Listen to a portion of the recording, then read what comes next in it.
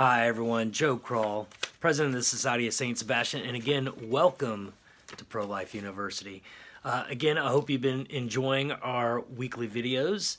A lot has been going on, especially since the beginning of January. We had a lot of legislative sessions around the various states begin. In some cases, some states are almost done with their legislative session. Some are almost in the middle of it. Here we go. Here we are. A lot of things that are going on. Florida has just recently passed its parental consent bill, and it looks like that might be signed into law fairly soon.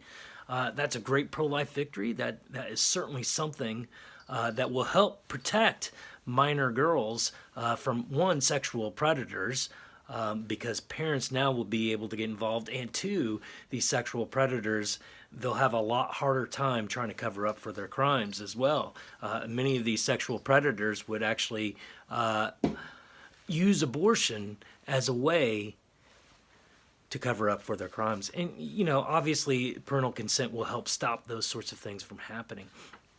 Not to mention, we've had various bills like in Idaho, the Choose Life license plate bill has passed. That looks like it's going to be becoming active and so forth soon. So all sorts of things are happening. But indeed, what I want to focus on right now is happening in the state of Kansas and in the state of Iowa. And that is that what we're seeing here in these two states is they're trying to pass state constitutional amendments that would recognize that there is no right to abortion under their state constitution. Now, a lot of people tend to ask, why would you need to pass this? Well, interesting thing. In many cases, what we see in these states is an unfortunate circumstance where the state Supreme Court has ruled that there is a right to abortion under the state constitution. So as a result, these pro-life forces have to go in and correct that wrong, if you will. Now, what's typically happened? What has caused the state Supreme Court to rule that there was a so-called right to an abortion? Well, in many cases, these states passed pro-life laws, like what many states do. And then what happens is certainly pro-abortion advocates file suit. Now, one of the reasons why they file suit in a state court versus a legislative, or rather a federal court, is precisely because they feel that they might have a victory at the state court. And if they have a victory at the state court, that makes it all the more harder for the state to pass future pro-life legislation. So obviously what happened was a pro-life law was passed. The pro-abortion advocates kind of weighed the judicial situation literally in that particular state.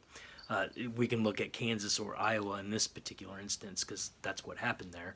And what happened was the state eventually, as the case makes its way up to the state Supreme Court, the state Supreme Court ruled that there indeed was a right to abortion under the state constitution.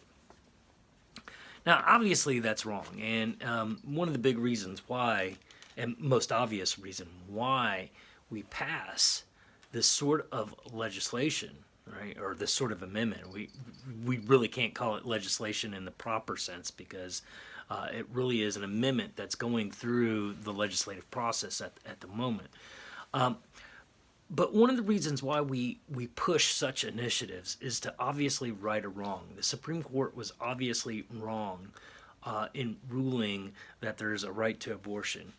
And I think to some extent we have to go back to the very notion of what a right is. And this is something I've talked about quite frequently in my videos, but it certainly needs to be discussed. We live in a day and age where people think of desires as the same sort of thing as a right.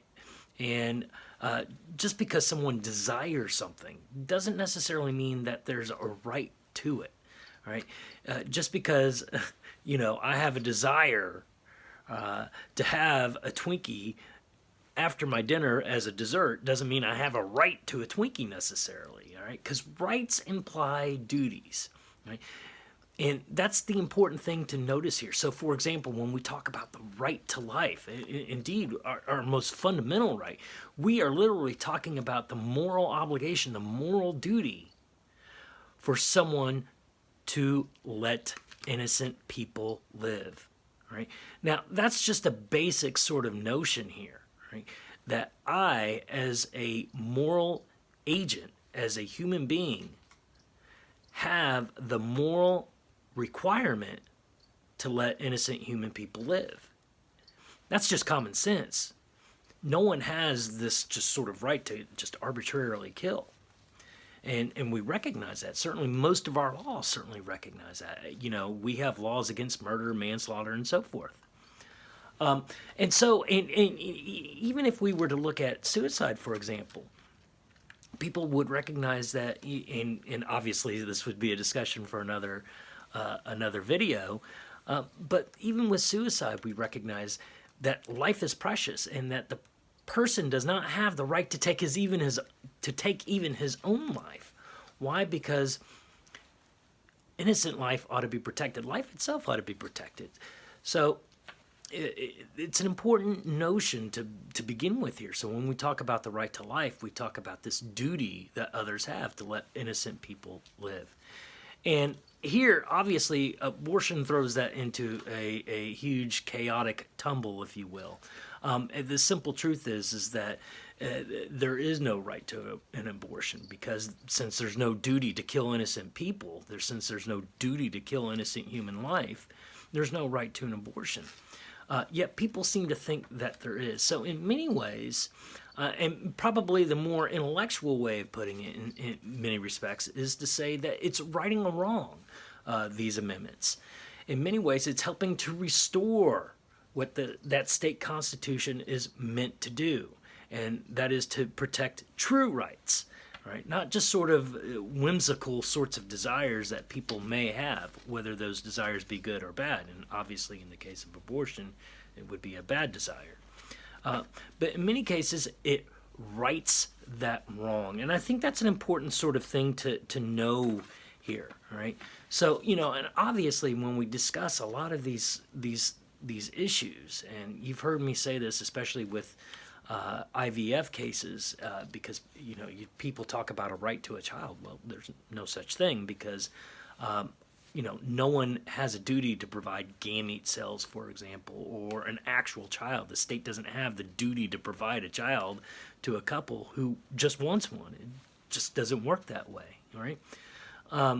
So the simple fact is, when we talk about rights, we are talking about, in many cases, moral obligations as well. So that's an important sort of thing to fundamentally take out of this.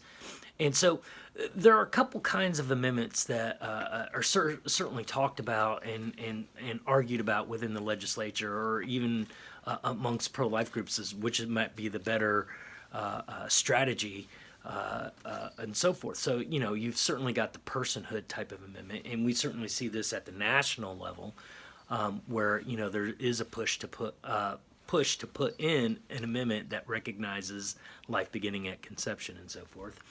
And then on the other scale, you have what a lot of states are doing as well, is that they put in an amendment that simply says that that this Constitution recognizes no right to an abortion. And really, just from a strictly moral standpoint, both are acceptable. Certainly the personhood amendment certainly goes a little bit further than the one that says there's no right to an abortion. So, for example, with personhood, obviously that would affect legislation in areas of in vitro fertilization, especially when it comes to embryonic children. But certainly we should not discount the no right to abortion amendment either, because I think that's an important amendment as well. And, certainly depending on the state that, the legislature is in and so forth, and that citizens live in, they've got to weigh these sorts of things. Right now, there's a push in Iowa and Kansas. So, if you live in Iowa or Kansas, be sure to contact your state representative, your state senator, urge them to support these measures. Right, they're pushing amendments that would recognize that there is no right to an abortion in that state constitution. Now, why do they need to push this? All right, so let's just say, for example, Kansas and Iowa, bam, it's all said and done. It becomes part of the Constitution. What next? All right, that doesn't mean abortion is outlawed in that state. Basically, what happens at this point is that one, it recognizes that the state no longer recognizes abortion as a right. So, what this provides then is the opportunity for state legislatures to enact legislation that can obviously limit the various harms of of abortion. And so, they could pass parental consent legislation, defund Planned Parenthood, informed consent legislation, and the like. And so that's really kind of the big need to have this sort of legislation, or rather these amendments pass in especially these two states, because right now it's very difficult given the circumstances in which they are. It's desperately needed in order to help pass statewide legislation in those states. So again, if you live in either Iowa or Kansas, urge your state senators, urge your state representatives to support these amendments. And again, thank you so much for listening. As always, give us a big thumbs up. We always appreciate it. And if you haven't hit the subscribe button, be sure to hit subscribe. And be sure to share this message out there. Help educate your friends on why these state amendments are needed in certain parts of our country and so forth. So again, we appreciate everything. I hope you have a wonderful weekend, and God bless.